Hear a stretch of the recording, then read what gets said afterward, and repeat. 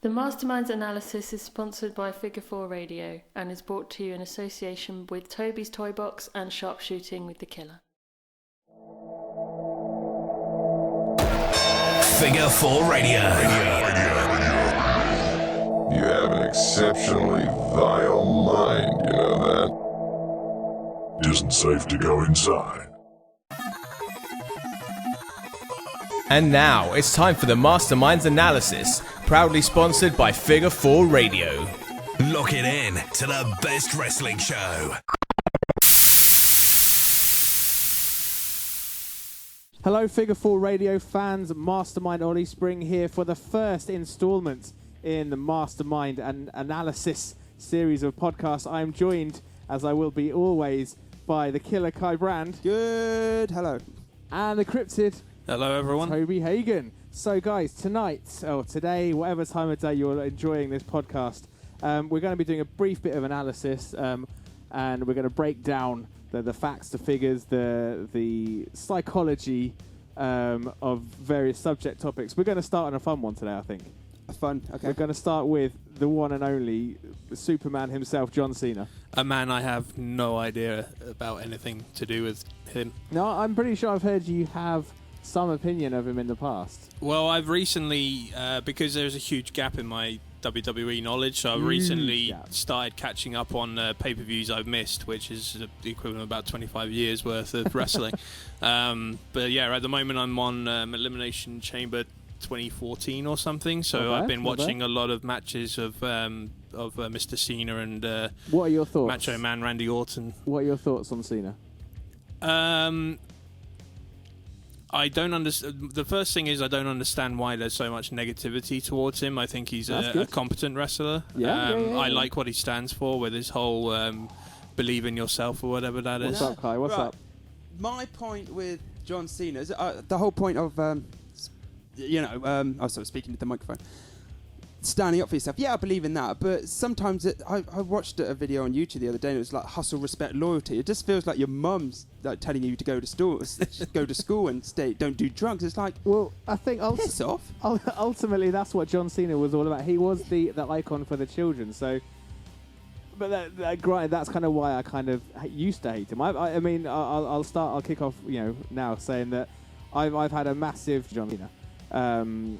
In the past, post Wrestlemania season, shall we say? I mean, Toby, you mean this Wrestlemania? Yeah, Toby, you were there for Wrestlemania. Kai, you were there as well, weren't you? WrestleMania 13. We were all there for WrestleMania 31. Good times. That was a big turning point for me as far as John Cena. But before we get started, I'm just going to point out some facts. I mean, we can't argue with facts and figures.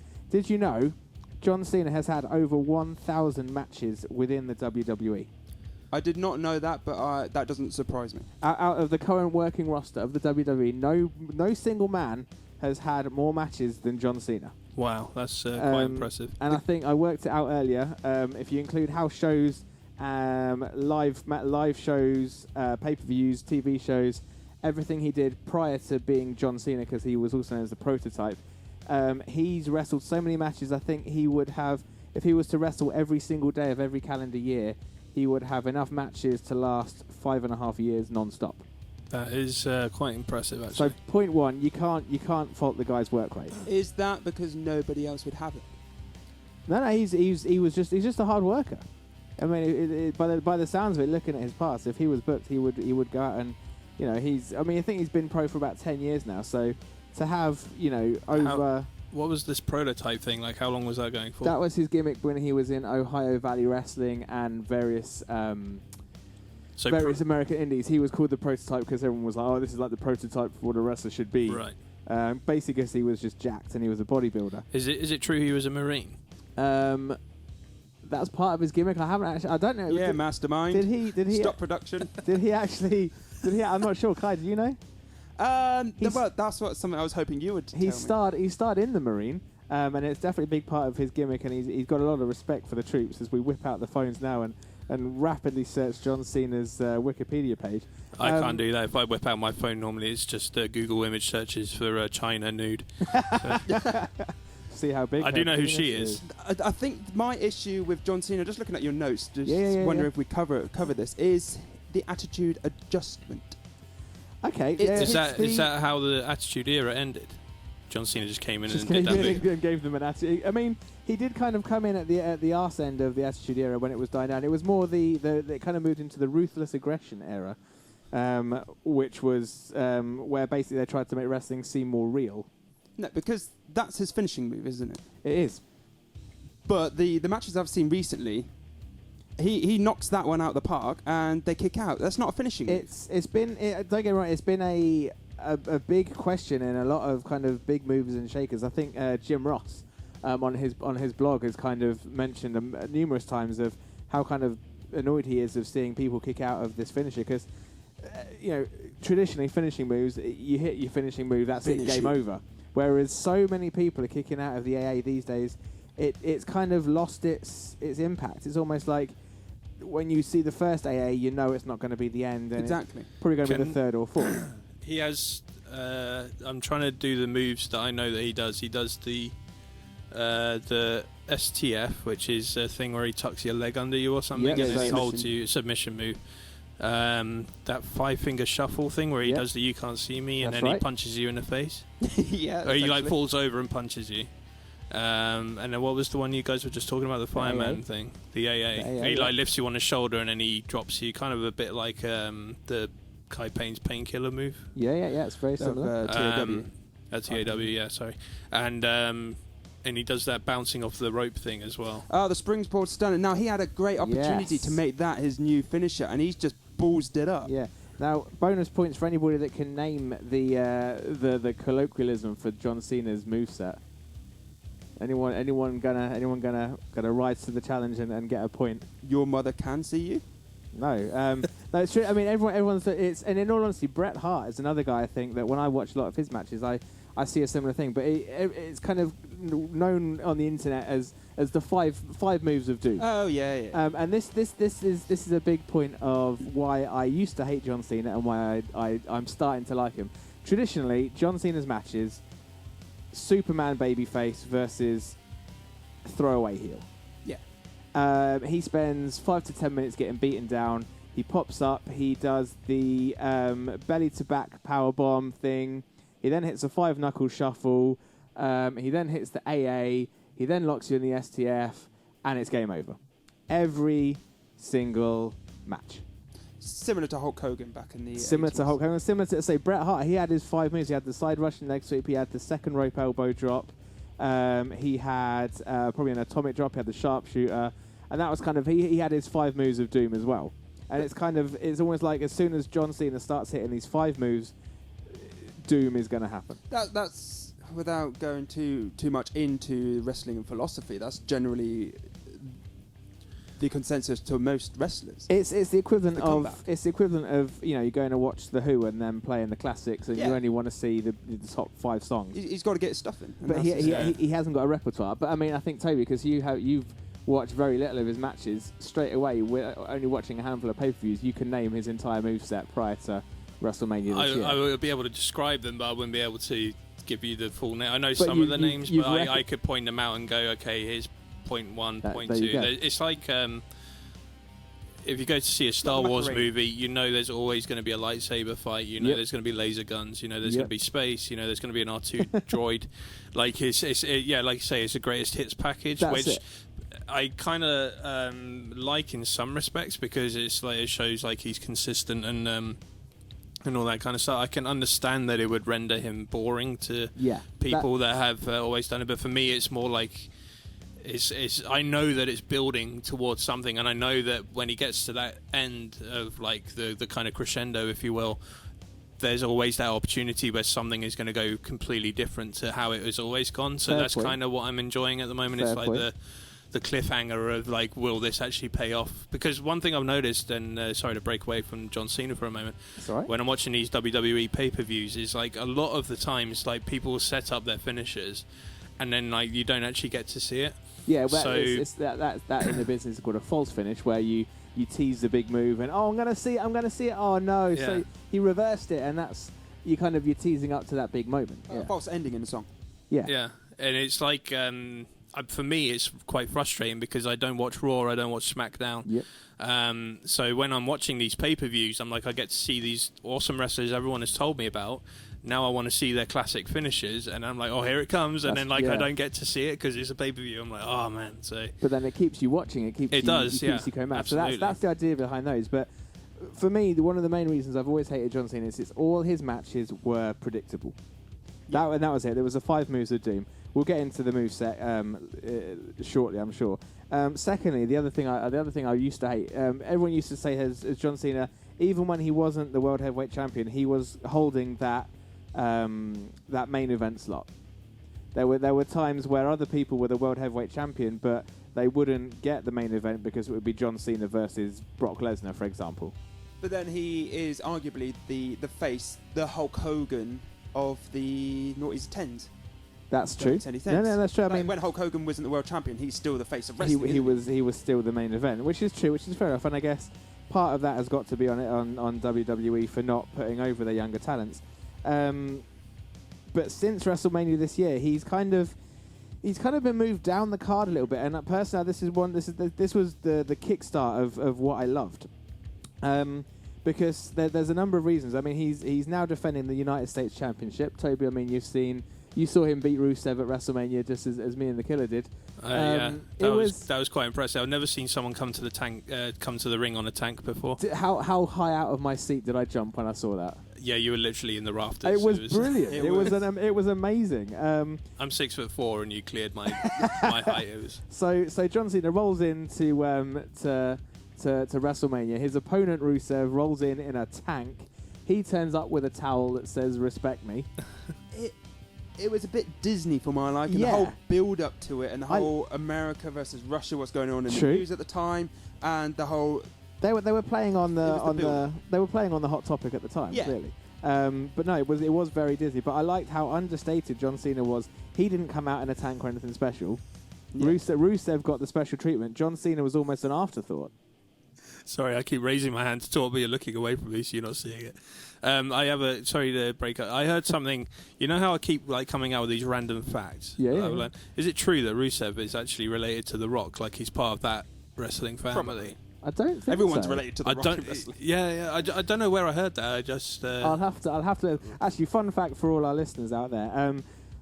Something strange happened to me the other day. Toby, he is a video cinematic genius. Is that if you would want to describe myself like that, then I will not correct you. A video graphic savior, whatever it is. He's good at video stuff, basically. Me being the mastermind, I tend to know more of the wrestling facts. Toby introduced me to a fact of. I had to look it up on Wikipedia. Kai, I'm not sure if you know about this. Toby knows something about wrestling that I don't. Jesus. Do you know? Who, Jesus. Killer Kai Brand, here we go. Can you name the trainer of AJ Lee? I can, but for this part, and you can cut this out, I want to do because I'm not cutting. Nothing is getting cut in this. Wasn't this on the Facebook chat that we had the other day? I think I did bring it up. Yeah. You did. Oh, was it? I must have missed that. So you can cut this back. Did you? No, Ollie. No, I don't. Did you know before Toby enlightened us? No, I didn't. There we go. Toby. Who trained AJ Lee? It would be Jay Lethal. Jay Lethal. Do you know who Jay Lethal is? I have no idea. If he walked up to you in the street and gave you a nut shot, you wouldn't have a clue, would you? No, but I've given plenty nut shots to AJ Lee. But by the way, I've just looked it up on Wikipedia, and Rusev is from Bulgaria, so I'm pretty sure that's far from Samoa. It's not nowhere near Samoa. Just because he's caramel doesn't mean he's related to The Rock. Exactly. So anyway, moving back to John Cena. One of the reasons why I found him boring, at least, was in that main event slot.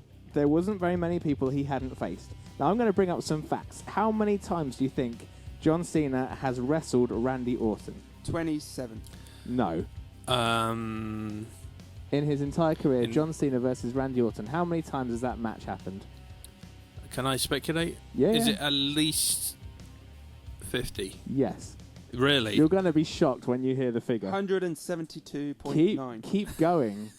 Really? 251 matches. Way. John Cena versus Randy Orton. But he's wrestled 1,000 matches, you said earlier, so a quarter of his career has been Randy Orton. Well, he's wrestled over 1,000 matches as John Cena, yeah. So basically, 251 matches have been against Randy Orton. Second up was Edge, 175, Big Show, 167, The Miz, 151. Yeah, The Miz is fourth on his... he's had 150 matches with Miz. Funny enough, though, Seth Rollins, number 110 in the matches. But every single one of these people, he's got a greater than... Let's have a look. Greater than 65% win ratio against. So basically, he's always fighting the same people, and he's always winning. I just want to point out to the audience who aren't with us right now, this list of factoids that Olie has out in front of him. I mean, it is dense. All I see is words and numbers and grids, and this is on like lined notepad paper. It's not like you've made a spreadsheet. Fresh from my workplace office. I'm just like, Somebody worked hard. That is insane. Like, look at that. So John Cena has beaten Randy Orton 204 times out of 251. So Randy Orton has only beaten him, what, 20 times or something? He's lost. Randy Orton's beaten him 42 times. 42 times. But that's a win ratio of 81.3% in favour of John Cena. That's Basically, amazing. John Cena in the main event picture cannot beat anybody else in a refreshing match. He's just going to go through the motions. Since he's won the US title belt, we've seen him battle Sami Zayn, Kevin Owens. He's faced Adrian Neville, Stardust, Cesaro on a number of occasions. Rusev going for the title. It's opened up the door, and he's having more interesting matches. He's hitting more moves. Yeah. As we mentioned, the springboard stunner earlier. He's been hitting. He's hitting this kind of sunset flip pile driver powerbomb thing. Yeah. The Canadian Destroyer. I love that. That's the move I absolutely love. And when he pulled that out of the bag, he's like, well, hang on. I popped for a John Cena move. Yeah, no, I did. Who'd have thought it? And the springboard stunner, which I was so hoping he would use that as a finisher, which he's kind of ruined that. He kind of has. Toby, have you seen any of the John Cena versus Kevin Owens matches? I don't know who that is, no. Okay, we'll watch those after the podcast. Although I am learning who John Cena is. There you go. Kai, have you seen the Kevin Owens matches? Yes, yeah. Bar the Elimination Chamber. Okay. Because I don't have WWE Network. Yep. But I've seen the other ones. Score one for the Mastermind there. Carry on. I can see it, I just can't be bothered. No, my only issue is what they do with the talents after the John Cena feud. Now, John Cena's come to the age in his career where he's the guy who's going to put people over, like the Kevin Owens. Essentially, yeah. And he's still beat them, but he's now putting them over. He's putting in a strong match. Kevin Owens, where they're kicking out. Wow, he's actually going to be in business in the future. In one night, he went from being the NXT champion that only a handful of people knew to everyone knew who Kevin Owens is. He was from Ring of Honor, right? Originally, in the Indies, he was Kevin Steen. Yeah. Actually, Toby, you might like the Kevin Steen show. Go and find that on YouTube. I will. I have a question. Yeah. NXT, Ring of Honor, what are these? NXT is the farm. We call it the farm. The farmyard factory. Yeah. So NXT is basically like WWE kind of kids play area where they learn. And if, in all honesty, Kai, I mean, you've watched some NXT. Yeah, it's pretty fun. Because I keep hearing a lot of people saying NXT is actually better than Raw and SmackDown. Definitely. Nowadays, I would think that would be hard to argue. NXT is where it's just kind of. There's not all the politics. There's not all the worry about having to sell out. It's just a pure wrestling show. It's where like Seth Rollins. The Shield originated in there. Yeah. Bo Dallas originated in there. It's basically they're training up the future WWE roster. WWE now no longer need to worry on other promotions to train up talent to bring them in and get them ready for the big time. Because in NXT they've got an establishment where they can go and train 7 days a week. They can be on TV and on the network and on pay-per-view. Practice their promos. I was going to say that sounds really interesting. Yeah, Bray Wyatt family were in that. I mean, it's Bray Wyatt, by the way, I want to point out he's my favourite of all the wrestlers I'm learning at the moment. Turning into a giggly girl. Yeah.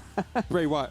But Ring of Honor is an indie promotion. They get American TV time. Yeah. They'll probably never get UK TV time, I don't think.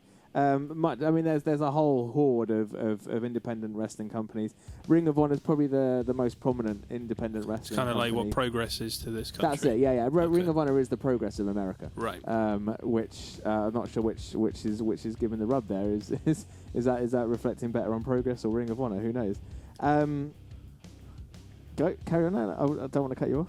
No, mine's going back to Cena. Yeah, no. Let's go back to Cena. Let's go back to grilling this guy. Are you finished, Toby? By the way, with your questions?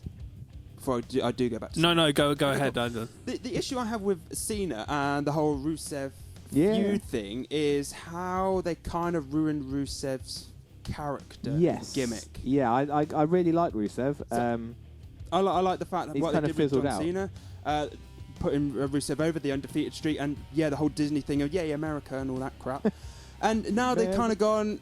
They made Rusev into this unbeatable force, into a blubbering mess, crying over. I agree. I would have liked to see somebody else beat Rusev and almost get the rub, almost like the same with Undertaker being beaten. But I guess that I don't know how long could Rusev have gone being unbeaten. But they didn't need to sort of turn him into a flabbery little schoolboy crying over a lost love.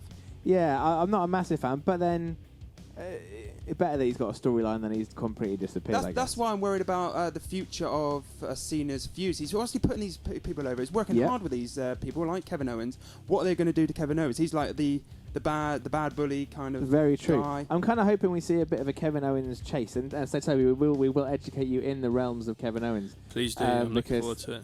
Now this is, and although actually there's one bit of I'm slightly annoyed.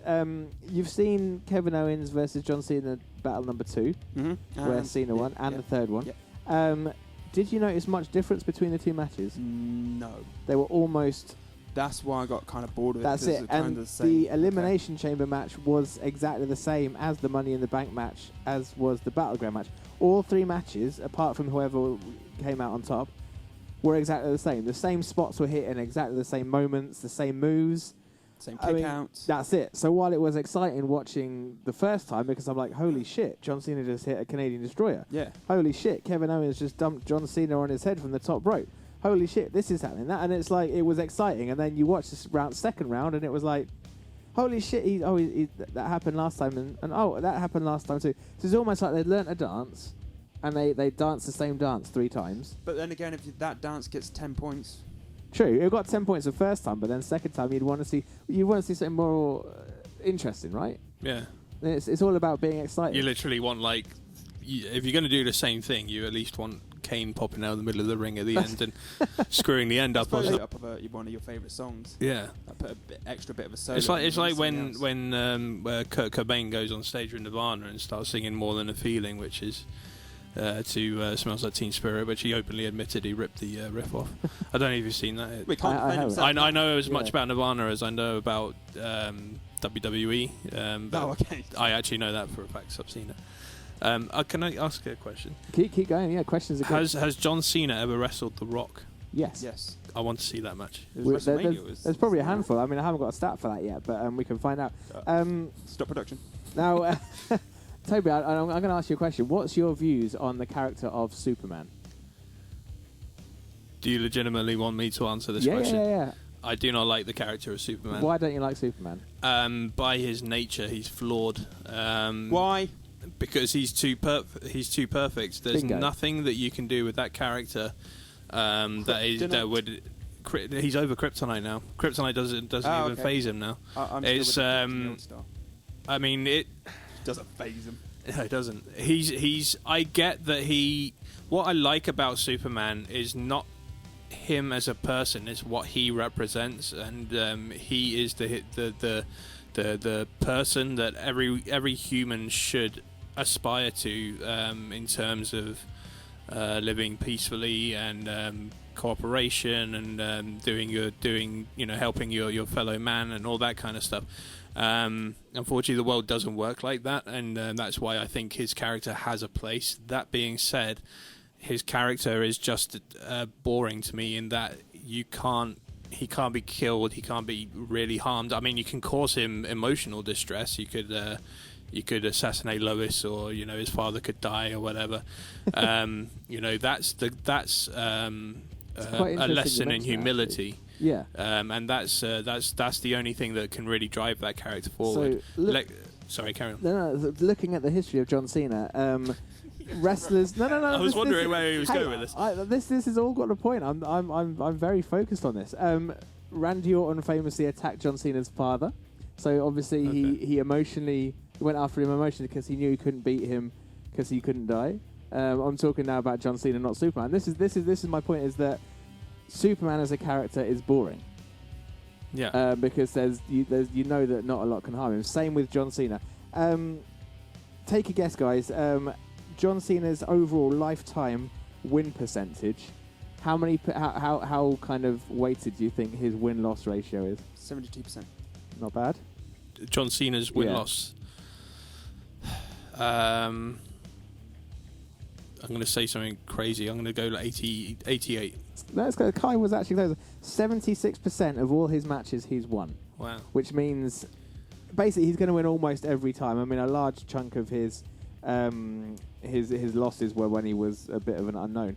Now, out of every major wrestler of all time ever, we're talking Japan, Europe, America, he is, out of all time, the 14th highest when it comes to win-loss ratio. Who's number 5? Hmm? Who's number 5? Number 5, I can't. It's some Japanese guy. Number 1 was actually Ultimate Warrior. Really? Ultimate Warrior. Get out of here. That's just blowing my mind. He won 82% of his matches, I think he was. But he'd only had like 180-odd matches in his entire career as a wrestler as Ultimate Warrior. I say we're still talking over 1,000 matches for John Cena. To say that he's won, basically 760 matches in his life is crazy. He's the highest ranked wrestler that is currently active on the WWE roster as far as win ratio goes. Guess who number 2 is in the active roster that's won most in their life? Hulk Hogan. No, sorry, Undertaker. No. I like to think it's Goldberg. Active wrestlers. Oh, active. Is Goldberg dead? No, but he's not active as a wrestler. Oh, because I was watching the WCW most shocking top 50 shocking moments, and they kept talking about Goldberg as if he was like in past tense. So I was like, this guy looks amazing. I know nothing about him, but everyone seems so sullen and sad that he's gone. I remember being a kid and watching that undefeated streak. It was amazing as an 8-year-old. It was absolutely brilliant. Anyway, Kane? No. Active wrestlers. Active Wait, wrestlers. sorry, what was it again? The second highest active wrestler on the WWE roster with the highest lifetime winning percentage. Triple H. Paige. No. Paige. She won. She was Divas champion in her John Cena's first probably match, got right? a pair of socks older than Paige. Doesn't matter. Now, in the entire lifetime, number 2. Michael Cole. No, is the Beast Brock Lesnar. Take a second to just reflect on that. So I don't want to reflect on Brock Lesnar. Don't make me do it. Well, I'll tell you what, we're going to pick up on Brock Lesnar at a later date. But basically, I think I have feelings about him. We will not the gay kind. We will discuss Toby's feelings on Brock Lesnar in episode 2 of the Mastermind Analysis. I think to sum up, I think I prefer John Cena now that he's out of the main spotlight. No, I do. I agree, but I want him to get out of his 5 moves of doom, and he has. With Kevin Owens, he has. Yeah, he has. Or did Kevin Owens get out of them? When he hits the AA, finish it. That's it. That's my only. That's one of my. That's one of my few remaining gripes. Actually, last point, Toby and Kai, we watched John Cena have his nose broken earlier. Yes. How fun was that to watch over and over again? Brilliant. For me, it wasn't. No. No, that's why I don't watch UFC and stuff. Okay. Speaking of UFC, there may be a way to get me actually watching that. I've recently been watching the tail end of CM Punk's career, and I remembered seeing him on TV a couple of times at friends' houses when they had WWF on, and I was just like, I don't like this guy. But now I'm watching him now, and like he's got quite a small frame, like he's quite a tiny guy compared to everyone else. I don't know what it is about him, but I've been suddenly quite drawn into his mechanically he's brilliant character. It's there's something about him that I quite like. So I forgot where I was going with this. Check out the Ring of Honor CM Punk versus AJ Styles. Yes. Okay. As well as actually the last bring it back in, John Cena versus CM Punk, Money in the Bank 2012 or 13. I don't have that one. But that's basically, and there's a guy called Dave Meltzer who rates every match he sees on a scale. It's probably one of the most famous wrestling rating scales. The last WWE match to get 5 stars, legit 5 stars, and it was the first time in about 10 years, was John Cena and CM Punk at Money in the Bank. It is a 5-star classic match, well worth watching. I'll have to check that out. Check that out for sure. But yeah, I think we'll all. I'm feeling that John Cena's definitely kind of going up in my estimation. I respect him a bit more. He had his nose broken. He still finished the match. Carried on and still pulled off some that was it. Killer moves. That was where I was going with the CM Punk thing. And now that I know that he's going into UFC, I'd be quite interested to see what happens there. I would agree. But also, I forgot I was going with it again. I swear to God, I haven't even smoked anything. Wow, that's cool. So we were talking about CM Punk and John Cena. Yeah.